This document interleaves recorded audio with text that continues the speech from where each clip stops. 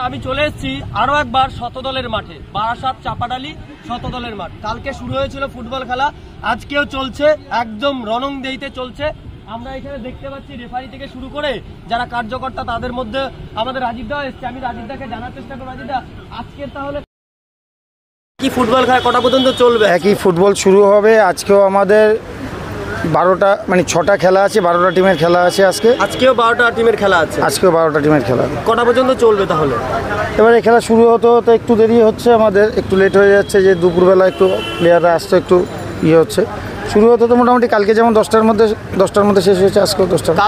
কালকে প্রধান অতিথি হিসেবে আমরা দেখলাম এখানে সন্ধ্যাবেলায় আসলেন সভাপতি, রাজ্যের সভাপতি বিজেপি শ্রমিক ভট্টাচার্য। তো আজকেও বোধহয় এরকম কেউ একজন আজকে আমাদের এই খেলার মাঠে উপস্থিত হবেন 5:30 নাগাদ আমাদের ভারত সরকারের মন্ত্রী ডক্টর সুকান্ত মজুমদার মহাশয়, মানে প্রাক্তন প্রেসিডেন্ট এবং আমাদের প্রাক্তন রাজ্য সভাপতি, রাজ্যের প্রেসিডেন্ট ছিলেন। আচ্ছা, তো এখন এই প্রশ্নটা উঠছে যে এই যে একটা এরকম মুহূর্ত আপনারা তৈরি করেছেন, যারা ইয়াং জেনারেশন তারা তো দেখতে পাচ্ছে আমাদের মিডিয়াতে বা অন্যান্য গণমাধ্যমগুলোতে, তো পরবর্তীতে মানে এখন যদি কোনো টিম যদি অংশগ্রহণ করতে চায়, এখন কি সম্ভব? না, এখন কোনো খেলিয়ে নেই, কারণ 24টা টিম আমাদের হয়ে গেছে। ওই 24টা টিমের আমাদের খেলার পিকচারও তৈরি হয়ে গেছে। এখন আর কোনো নতুন টিম তাহলে এখন আর দলে নেওয়া সম্ভব। তাহলে আমাদের এই যে মানে রানার্স টিম বা ফার্স্ট যারা হবে, সেটা ঘোষণা কত তারিখে হচ্ছে? তাহলে আমাদের 17 তারিখ ফাইনাল। 17 তারিখ তাহলে ম্যাচের ফাইনালের পরে যারা জিতবে তারা চ্যাম্পিয়ন যে হবে, সে তার ইয়ে ঘোষণা হবে, যে রানার্স হবে যে তার নাম ঘোষণা। আচ্ছা, আমি দেখছিলাম এই মাত্রই দেখছিলাম, এখন আপনার পায়ে জুতো থাকলেও 2 মিনিট 3 মিনিট এখনো আপনি ঘামছেন দেখা যাচ্ছে, বা আপনি দেখছিলাম যেভাবে আপনি বলের মধ্যে কসরত করছিলেন, বলটাকে নিয়ে বারবার গোলের মধ্যে মারছিলেন। এগুলো কি ছোটবেলাতেও ফুটবল বাঙালির আগে এত সুন্দরভাবে গোল দেওয়া যায় না? তো ফুটবল বাঙালির আগে, ছোটবেলায় ফুটবলই খেলতাম না, আপনি একের পর এক গোল দিচ্ছিলেন। তার মানে ছোটবেলা খেলতাম, সেটা এত দীর্ঘ বছর চর্চা নেই, তাই যতটা হয় চেষ্টা করি। তারপরেও তো স্কিল দেখ, মন তো আরে বয়স হয়ে গেছে, মন তো চায় যে এখনো ফুটবল খেলা। ফুটবল আমি কেন, আমার থেকে আরও যারা বয়স আছে, ফুটবলটা দেখলে, ফুটবল এরকমই একটা খেলা, বাঙালির সাথে ফুটবলটা এভাবেই জড়িয়ে আছে যে ফুটবল খেলা দেখলে 70 বছরের বয়স বৃদ্ধ যদি দেখে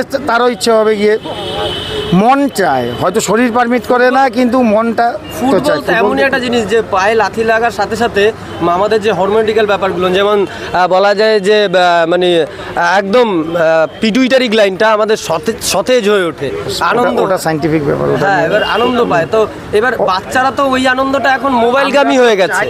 সেই কারণেই তো আমাদের এই খেলার যে যাতে আমাদের যুব সমাজ আবার মাঠমুখী হয়, যেটা তারা মাঠ থেকে সরিয়ে নিয়েছে। এখন মোবাইলের যুগে সব বেশিরভাগ ছেলে মেয়ে, আমাদের সময়ও আমরা দেখেছি যে আমরা যখন স্কুল থেকে বাড়ি ফিরতাম, কখন স্কুলের ব্যাগটা রেখে দিয়ে আমরা মাঠে যাব সেটা দৌড়তাম।